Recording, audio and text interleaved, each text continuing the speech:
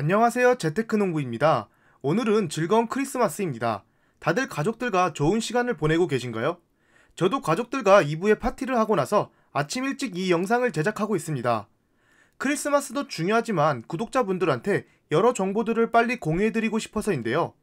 내년에도 꾸준하게 구독자분들에게 정보를 공유해드리면서 다같이 성장해 나가고 싶습니다.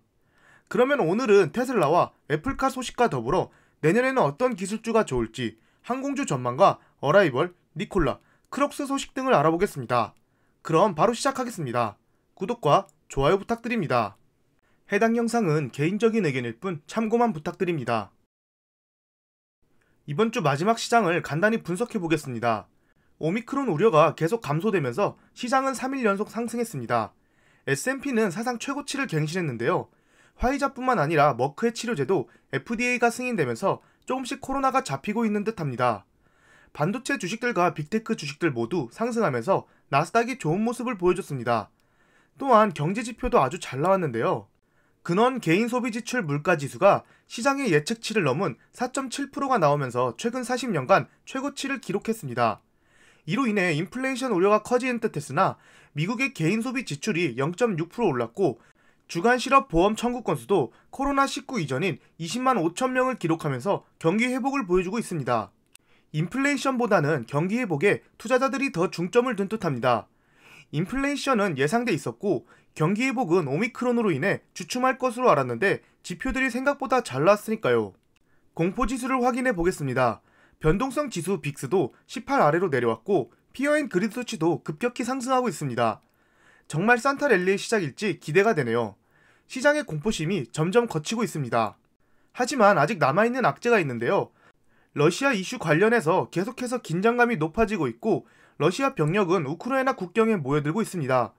용병까지 모집하고 있다니 정말 전쟁이 나는 건지 두렵네요. 하지만 미국은 1월 초에 러시아와 외교적으로 대화할 준비가 돼 있다고 말했고 푸틴 대통령도 1월로 예정된 미국과의 대화를 환영한다면서 일단 화해 시그널을 보여주고 있습니다. 1월에 있을 회의 결과 이후 급격한 전개가 있지 않을까 생각됩니다. 미국의 기술주 투자로 유명한 댄 나일슨은 내년 주식시장에 큰 기대를 걸지 않는다고 밝혔습니다. 사토리 펀드를 설립한 나일슨은 23일 CNBC 인터뷰에서 하방 리스크가 클 것으로 보이는 포트폴리오를 수정하고 있다며 증시가 내년에 어려워질 것으로 전망했습니다. 그 이유는 페드가 코로나19 때 상승시켰던 유동성 공급을 줄이고 기준금리를 올릴 것이기 때문이다 라고 말했습니다. 이런 상황에서도 주식에 투자하고자 한다면 합리적 가격의 성장주에 투자하라고 나일슨은 조언했습니다. 합리적 가격의 성장주를 구글과 메타라고 말했습니다. 구글은 2022년 여행과 레저가 늘어나면서 혜택을 누릴 것이라는 분석을 했습니다. 페이스북 모회사인 메타도 추천하면서 내년 실적이 예상보다 양호할 것으로 봤습니다. 특히 메타의 메타버스 분야 투자를 강조했습니다. PER로 두 기업을 비교해보면 메타가 페북보다 낮고 현재는 두 기업 모두 고점 대비 어느 정도 하락한 것으로 보입니다. 아울러 그는 2021년 어려움을 겪은 미디어, 통신 같은 가치주도 잘 살펴봐야 한다고 말했습니다. 그러면서 금리 상승이 성장주의 악재로 작용할 것이다 라고 말했습니다. 5에서 10년 후에 수익을 낼 것으로 보이는 종목을 보유하는 것은 매우 위험하다고 말했는데 반대로 생각해보면 내년에 좋은 성장주들을 매수할 타이밍이 나올 수도 있다는 말 같습니다. 하지만 이러한 성장주들은 대부분 적자고 상장 폐지돼서 없어질 수도 있으니 철저히 기업 분석을 하셔서 투자하셔야 할 듯합니다. 신종 코로나 변이종 오미크론 때문에 세계 항공여행 회복이 단기에도 약세를 나타낼 것이라는 전망이 나왔습니다. 소비의 애널리스트는 이날 CNBC에 출연해 우리가 희망하는 회복은 내년 상반기에 본격적으로 진행될 것이다. 다만 지금 당장 일어나지는 않는다. 왜냐하면 이 변이에 대해 너무 모르고 무엇이 나타날지 모르기 때문이다 라고 말했습니다. 하지만 이미 웬만한 정보가 나왔고 항공 수요도 회복될 것이라는 분석이 더 많이 나오고 있습니다. 바이든 대통령도 봉쇄를 안 한다고 했으며 겨울이 지나고 1월 말부터는 코로나 확진자 수가 감소할 것으로 보이기 때문에 다시 한번 항공주들이 상승할 수 있다고 생각합니다. 도이치뱅크가 이번 주에 델타항공과 사우스웨스트항공을 2022년 최고 선호 주식으로 선정했는데요. 이렇듯 각 기관들에서 항공주들이 내년에 좋아진다는 의견들이 많지만 보시다시피 유가가 $100까지 올라가면 기름을 쓰는 항공주들한테는 악재입니다. 매출이 많아져도 기름값이 많이 나기 때문에 순이익이 줄어드는 것입니다. 항공주를 투자하실 때는 유가도 잘 확인하셔야 할 듯합니다. 전체적으로 전기차 주식들이 많이 올랐는데 테슬라가 5% 이상 급등했습니다. 어제 영상에서 말씀드렸다시피 일단 10% 지분 매각이 끝났음을 발표함과 동시에 매수세가 들어왔고, 외두부시와 크레딧 스위스가 테슬라 인도량에 대해 긍정적으로 예상하면서 더욱 상승세가 붙었습니다. 2022년 테슬라 예상 인도량이 130만 대 정도였는데 크레딧 스위스는 140만 대에서 160만 대에 달할 것으로 예상했습니다. 오른쪽 아래에 보시다시피 2022년 예상 판매량은 약 130만 대인데 이걸 뛰어넘는다면 향후 2023년, 2024년, 그리고 2025년까지 예상 판매량이 더욱 커질 것으로 보입니다. 실제로 500만 대 이상 생산하게 되면 지금의 주가는 고평가가 아니라고 생각합니다. 주가는 선반영되고 예상 인도량이 커지면 커질수록 테슬라의 주가는 더 상승 가능성이 있다고 봅니다. 영국의 전기차 업체 어라이벌한테 저번 주에 좋은 소식이 있었는데요. 우버한테 제공될 첫 번째 프로토타입 차량이 영국 마이크로 팩토리에서 완성됐다는 소식입니다. 내년부터 우버에서 테스트를 진행한다고 하는데요. 우버와 계약한 지 6개월 만에 프로토타입 차량을 완성했다고 합니다. 이제 이 프로토타입으로 계속 개발하고 피드백 받아서 시장에 가장 알맞은 제품을 개발한다고 합니다. 우버의 북부 및 동부 유럽 총 책임자는 우버 드라이버와 어라이벌이 협력하여 2025년 런던에 있는 모든 우버 자동차가 전기차가 되는 데 있어 기여를 할 것이다 라고 발표했습니다. 만약에 우버 테스트에 통과한다면 앞으로 유럽 쪽 우버 차량은 어라이벌 차량으로 바뀌지 않을까 개인적으로 생각해봅니다. 그렇다면 어라이벌의 첫 번째 프로토타입 차량을 영상으로 잠깐 봐보겠습니다.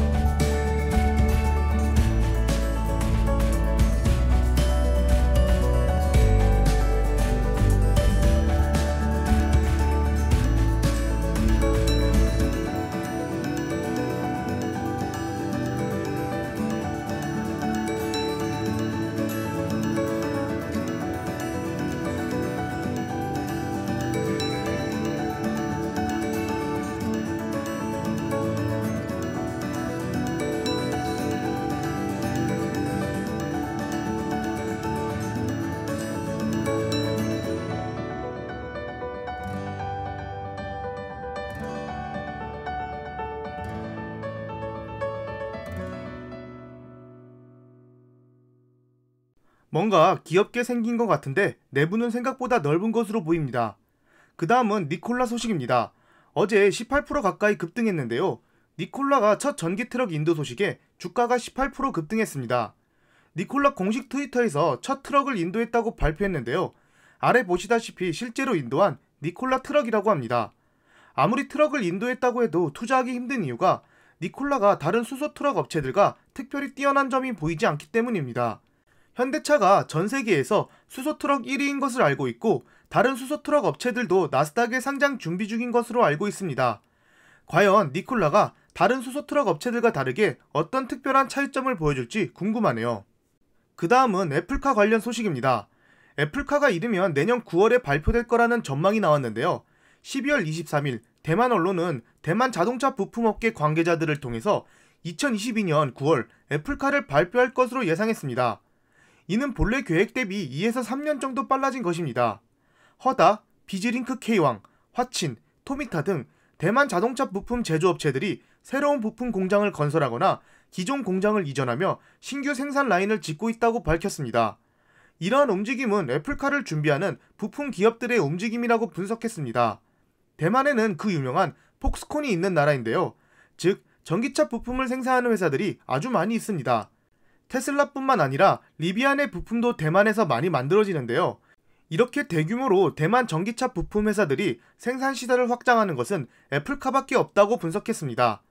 아직 확실한 발표는 아니니 참고만 부탁드리며, 만약 이 뉴스가 사실이면 애플의 주가는 애플카를 선반영해서 더 올라갈 것으로 생각됩니다. 아니면 기관들이 이미 이러한 소식을 알고 지금 주가가 이렇게 올라간 것인지 시간이 지나면 알 수 있을 것 같습니다.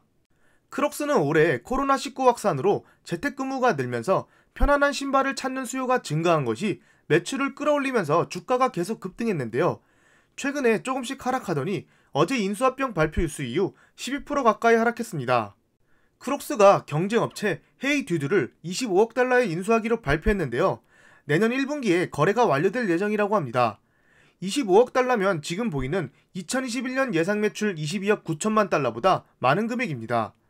헤이듀드는 2008년 이탈리아에서 설립된 회사로 올해 매출은 5억 7천만 달러를 예상한다고 합니다.